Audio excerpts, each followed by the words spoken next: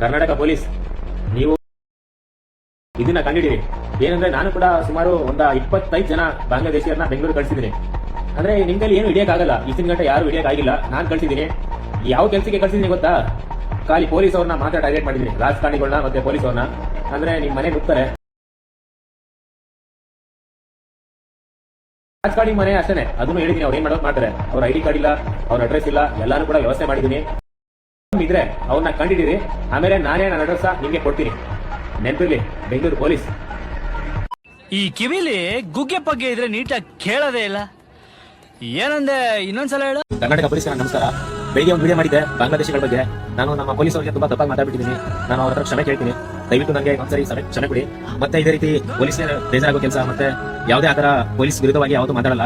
ಅಂದ್ರೆ ನಂಗೆ ಬೇಜಾರಿತ್ತು ಏನು ಅಂದ್ರೆ ಬಾಂಗ್ಲಾದೇಶಿಗಳು ತುಂಬಾ ಬೆಂಗಳೂರಲ್ಲಿ ಬರ್ತಿದಾರಲ್ಲ, ಅವ್ರ ಬಗ್ಗೆ ಯಾರು ಕೂಡ ಆಕ್ಷನ್ ತಗೊಂಡು ಅವ್ರನ್ನ ಅವ್ರ ದೇಶಕ್ಕೆ ವಾಪಸ್ ಕಳಿಸ್ತಾ ಇಲ್ಲ ಅಂತ ನನಗೆ ತುಂಬಾ ಬೇಜಾರಿತ್ತು. ಆ ಬೇಜಾರಿಂದ ನಾನು ಆ ರೀತಿ ತಪ್ಪಾಗಿ ಮಾತಾಡ್ಬಿಟ್ಟೆ. ಮತ್ತೆ ಆಕ್ಷನ್ ತಗೊಳ್ತಾನೆ ಸುಮ್ಮನೆ ಬಿಡ್ತಿದ್ದಾರೆ ಅಂತ ತುಂಬಾ ಬೇಜಾರಿತ್ತು. ಮತ್ತೆ ಸ್ವಲ್ಪ ದಿನ ಹಿಂದೆಗಳೆಲ್ಲ ನೋಡಿದೆ ನಾನು ಆಕ್ಷನ್ ತಗೊಂತಿಲ್ಲ ಅಂತ. ಆ ಬೇಜಾರಿಂದ ನಾನು ನಮ್ಮ ಪೊಲೀಸ್ ಅವರಿಗೆ ತಪ್ಪಾಗಿ ಮಾತಾಡ್ಬಿಟ್ಟೆ. ದಯವಿಟ್ಟು ಇದೇ ರೀತಿ ತಪ್ಪು ಮತ್ತೆ ನಾನು ಯಾವ್ದು ಮಾಡಲ್ಲ, ಪೊಲೀಸರ ವಿರುದ್ಧ ಯಾವ್ದು ಮಾತಾಡಲ್ಲ. ದಯವಿಟ್ಟು ನಮ್ಮ ಕರ್ನಾಟಕ ಪೊಲೀಸು ನನಗೆ ಕ್ಷಮೆ ಕೊಡಬೇಕು.